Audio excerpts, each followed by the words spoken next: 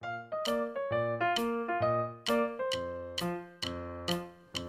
번째 시간은 김남아 목사님의 말씀 저장소 시간입니다. 오늘은 이제 하나님은 누구신가에 대해서 한번 이야기해 볼까 해요. 생각보다 우리가 하나님이 누구인지, 예수님이 누구인지, 성령님이 누구인지에 대해서 정확하게는 알지 못한다는 거예요. 저는 예수님에 대해서는 정확하게 알아요. 왜냐하면 예수님의 이름의 뜻이 성경에 딱 나와 있으니까. 근데 하나님도 뭐 스스로 있는 자, 어떤 분, 다 그런 거에 대한 이야기들을 하지만 정확하게 하나님 어떤 분인가라고 우리들이 이렇게 딱 잘라서 이야기하기는 좀 어렵다는 거예요. 그래서 그 부분에 대해서 오늘 한번 이야기해 볼까 해요. 말씀은 로마서 11장 36절 말씀 전반부 말씀인데요. 어떻게 되어 있냐면 이는 만물이 주에게서 나오고 주로 말미암아 주에게로 돌아감이라 라는 말씀이에요. 이 말씀만 봐도 알 수 있을 것 같아요. 만물이 주에게서 나오고 그리고 주에게로 돌아간다. 이거를 가장 잘 실천한 사람이 누구냐면 바로 다윗이라는 거예요. 그래서 첫 번째로 하나님은 이 세상의 주인이시고 통치자라는 거예요. 역대상 29장의 말씀에 보면은 다윗이 하나님에 대해서 이렇게 고백해요. 여호와여 위대하심과 권능과 영광과 승리와 위엄이 다 주께 속하였사오니 천지에 있는 것이 다 주의 것이로소이다. 여호와여 주권도 주께 속하였사오니 주는 높으사 만물의 머리이심이니이다. 부와 귀가 주께로 말미암고 또 주는 만물의 주제가 되사 손에 권세와 능력이 있사오니 모든 사람을 크게 하심과 강하게 하심이 주의 손에 있나이다.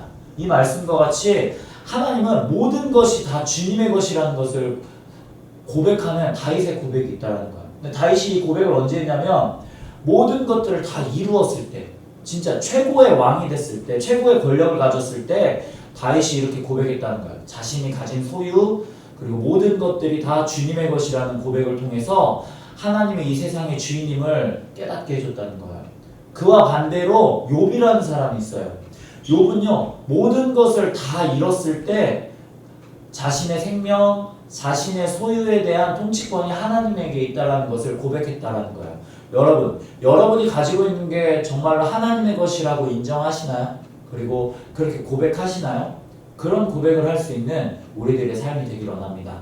두 번째로는 하나님에게 여러 가지의 속성이 있는데 대표적으로 이야기할 수 있는 두 가지 속성이 바로 사랑과 공이라는 거예요.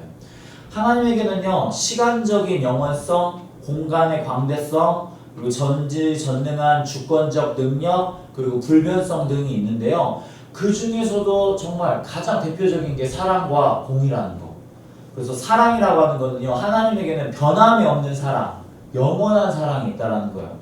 로마서 5장 8절에 이렇게 말해요. 우리가 아직 죄인 되었을 때에 그리스도께서 우리를 위하여 죽으심으로 하나님께 대한 자기의 사랑을 확증하셨느니라.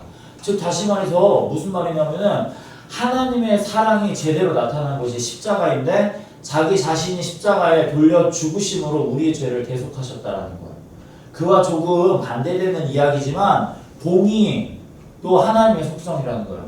하나님은요 정의를 사랑하셔요. 그래서 공정한 도의를 펼치시는 분인데 이것 또한 십자가에서 너무 잘 나타나요. 자신의 아들의 죽음을 보면서도 외면할 정도로 하나님은 죄를 싫어하셨고 그리고 죄에 대해서 반듯하고 심판하셨다라는 거예요.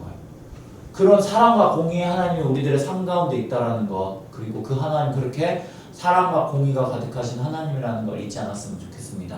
그래서 세 번째로요, 예배가 결국은 우리가 하나님을 아는 사람으로서 반응할 수 있는 최고의 반응이라는 거예요. 그 예배라고 하는 단어가 뜻이 경배라고 하는 건데 워십이라는 영어 단어를 쓴대요. 그런데 이 워십이라고 하는 단어의 이 워스는 하나님의 가치를 뜻하는 거예요. 가치. 그래서 이 예배라고 하는 것은요 하나님의 가치에 맞게 그분을 대하는 것이라는 거죠.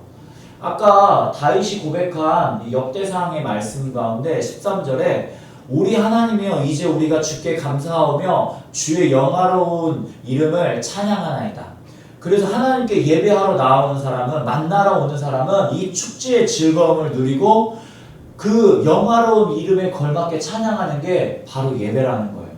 그래서 그 자리 가운데 헌신과 결단이 있고, 그리고 그 자리는 하나님을 만나는 축제의 자리이기 때문에 밝고 기쁨이 있는 자리라는 거죠. 하나님을 경배하고 감사하고 사랑하고 순종하는 삶을 살아야 되고요.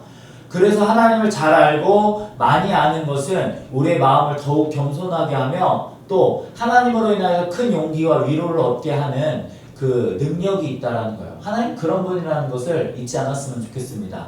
언제나 사랑과 공의의 하나님이 우리들의 삶 가운데 기쁨과 능력으로 임하는 은혜의 삶을 살아가는 우리들의 삶이 되기를 원합니다. 그러면 다음 이 시간에 또 만나요. 안녕.